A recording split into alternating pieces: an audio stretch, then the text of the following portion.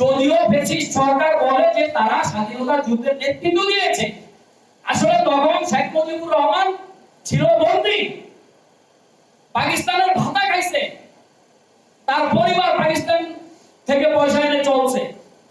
একমাত্র স্বাধীনতা যুদ্ধের নেতৃত্ব দিয়েছে, স্বাধীনতা যুদ্ধের ঘোষণা দিয়েছে, নিজের জীবন বিপন্ন রেখে যুদ্ধ ঘোষণা দিয়েছে শহীদ প্রেসিডেন্ট জিয়াউর রহমান।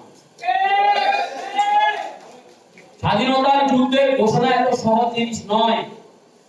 আপনি হুট করে একটা দেশের ভিতরে থেকে যদি বলেন যে আমি এই মুহূর্তে এটা স্বাধীন করব, আপনার খরচ ফায়ার হবে,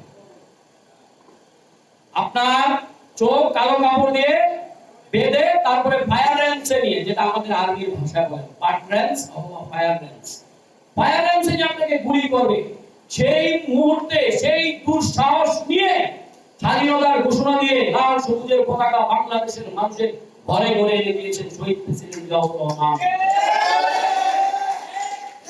সেই শহীদ প্রেসিডেন্ট জিয়াউর রহমান একজন সৈনিক, আর আমাদের এই সংগঠনের নাম বাংলাদেশ জাতীয়তাবাদী জিয়া সৈনিক দল।